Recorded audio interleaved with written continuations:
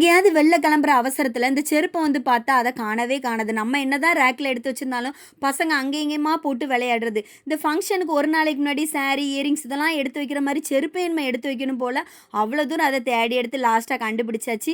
இன்னைக்கு வந்து கன்னியாகுமரி போலான்னு சொல்லியிருந்தாங்க. அதுவும் ஈவினிங் வந்து ஒரு 6:30 போல கிளம்புனா, அங்க வந்து ஒரு 7:30க்குலாம் ரீச் ஆயிட்டோம். ரொம்பவே ஜாலியா இருந்துச்சு. அதுவும் நைட் டைம் வந்து பீச் பக்கத்துல இருந்து சாப்பிட்டுட்டு அப்படியே கடல ரசிக்கிறது வந்து ஒரு தனி சுகம் தான். அப்புறம் அப்படியே போயிட்டு காலையில வந்து இன்னைக்கு எண்ணெய் வந்து வேலையா காய்க்கணும்னு சொல்லிட்டு அதுக்கு தேவையானது எல்லாம் எடுத்து வச்சிருந்தேன். கருவேப்பிலை வந்து எங்கள் அம்மா வீட்டிலேருந்து தான் கொண்டு வந்திருந்தேன். அப்படியே நிறைய லெமனும் கொண்டு வந்திருந்தேன்.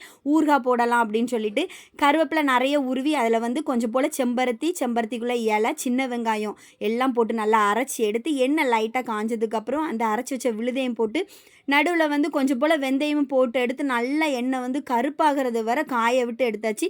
இது வந்து ஒரு 6 மாதத்துக்கான ஆன இந்த திருப்பு வந்து சின்ன வெங்காயம் சேர்த்தனால எண்ணெய் அவ்வளோ ஒரு மனம். தேய்க்கவும் நல்லா